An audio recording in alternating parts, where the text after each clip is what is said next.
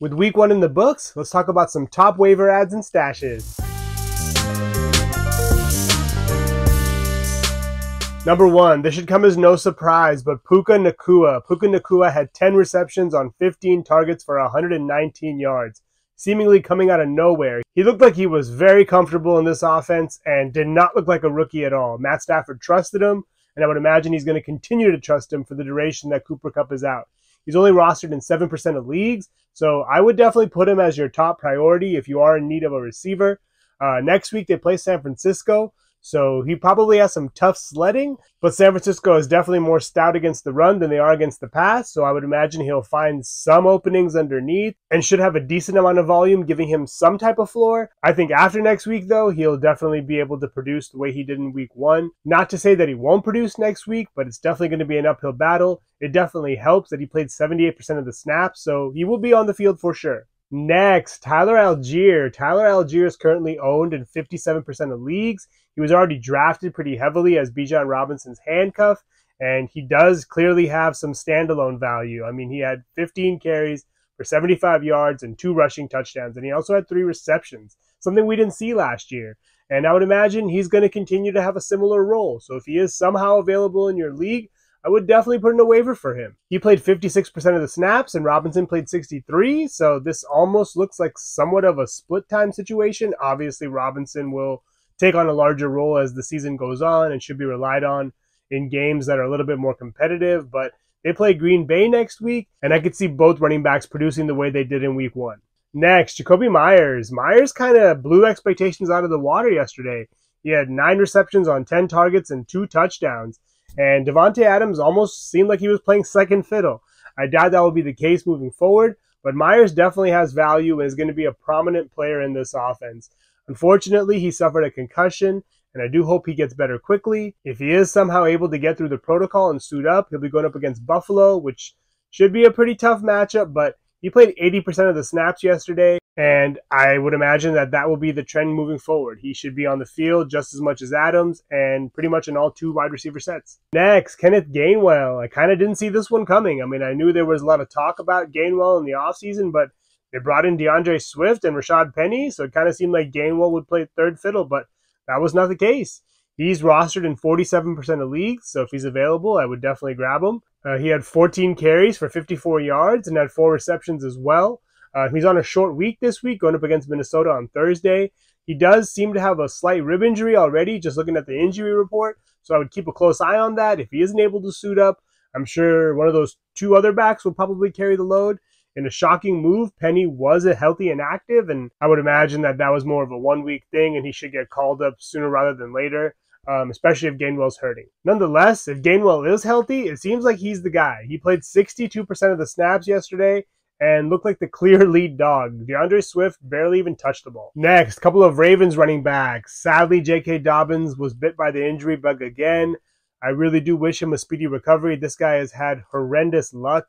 I would pick up Justice Hill. Justice Hill had 8 carries for 9 yards and a couple of touchdowns. Didn't really think that he would be the guy leading the way. I thought it would be Edwards, and I think it still may be Edwards moving forward, but Hill's definitely going to have a role.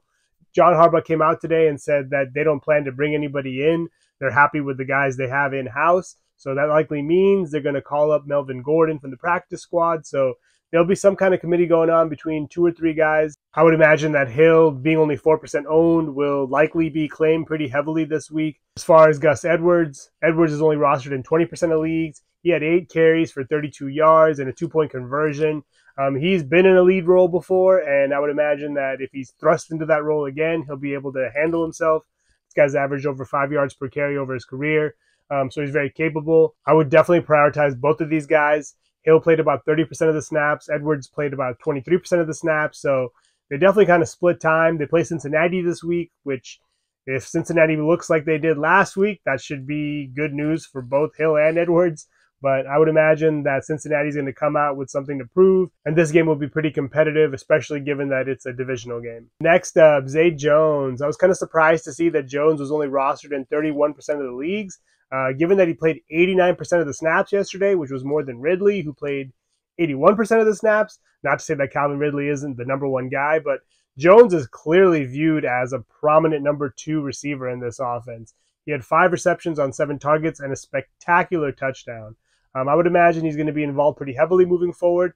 He played a lot more than Christian Kirk and was involved a lot more than Christian Kirk. So I wouldn't say that he's leapfrogged him on the depth chart just yet, but it sounds like he is definitely going to be on the field plenty.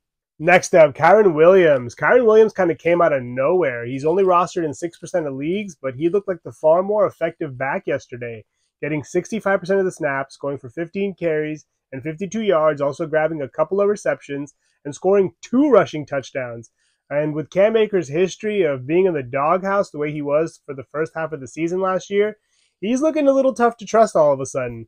I know Sean McVay talked him up this offseason and making him the focal point of the offense, but if he continues to be as inefficient as he was yesterday, I think Williams is going to have to be relied on. I think Williams is someone you definitely want to consider grabbing. He might almost be more of a stash, but I think there's a wait-and-see approach that's worth taking with him. He definitely has a role, and given how many snaps he played yesterday, I would imagine he's going to be on the field plenty next week.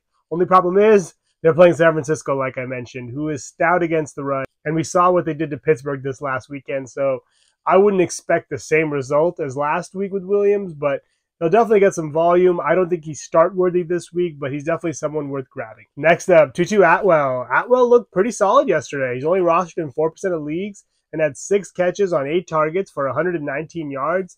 And looked like the clear number 2 guy in this offense. He definitely looked better than Van Jefferson. And I would imagine with how Stafford trusted him the way he did yesterday that he should have a considerable role until Kupp comes back and maybe beyond that. He was on the field for 79% of the snaps, so I would imagine he's going to be involved pretty heavily like I mentioned. They go up against San Francisco this week, so it's not necessarily an ideal week to start him, but definitely someone you want to pick up and keep on your bench in case you need a receiver in week 3.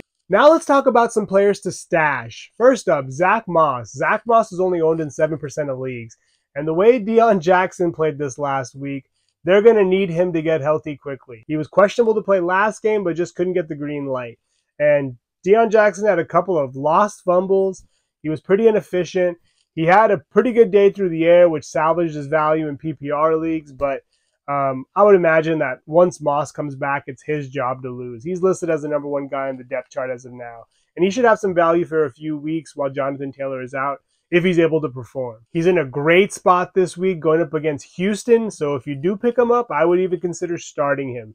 He's someone that should get an ample amount of volume. And with how many hits Anthony Richardson took yesterday, it wouldn't surprise me if the Colts try to scale back his involvement in the running game and lean a little bit heavier on Moss. Next, Jaylen Warren. Warren's already rostered in 47% of leagues. He pretty much was drafted as a handcuff to Najee Harris, but it seems like he's going to be involved a little bit more than we thought. He played 40% of the snaps yesterday. He wasn't great on the ground, rushing 3 times for only 6 yards, but he did get 5 receptions on 6 targets for 12 yards. So he definitely has more value in PPR leagues, and it seems like he's going to be on the field a lot more than people anticipated. Najee Harris played 52% of the snaps yesterday, but he looked like he was running in the mud.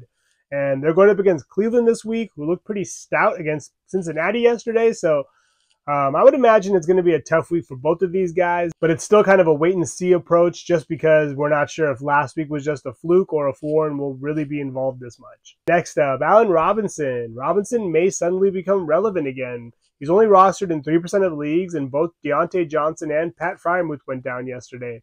Freiermuth's injury looks a little less severe, but Johnson's looked pretty bad. He had a hamstring pull, and he had to leave the game. So I would imagine that they're going to have to find other pass catchers to pick up the slack. Robinson ended up playing 89% of the snaps, had 5 catches on 8 targets for 64 yards, which is pretty solid. So he's someone to stash and think about. I would imagine that Pickens is going to be the number 1 guy moving forward, but Robinson may carve out a nice role for himself. Moving right along, Zach Ertz. Zach Ertz almost didn't play this game, but found a way to suit up. He's coming off of a pretty bad knee injury, but looked like himself.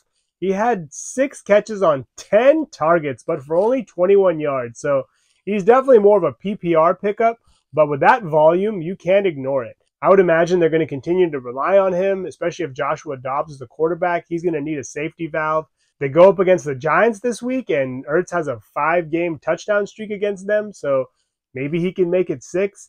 I'm not sure if he's worth starting just yet, but then again, the tight end position is always pretty ugly, so I'm sure some of us out there will end up starting him. I know I'm considering it. But he ended up playing 70% of the snaps, and Trey McBride did not seem to pose any threat to his workload. So if you're in dire need of a tight end, especially in PPR leagues, Ertz is someone to consider. Lastly, DJ Chark. Chark's only rostered in 14% of leagues, and the Panthers go up against New Orleans this week, and with divisional games, we just never know which way they're going to go. The Panthers look like they were in dire need of a field stretcher and a reliable receiver. Jonathan Mingo didn't get it done. Thielen didn't get it done.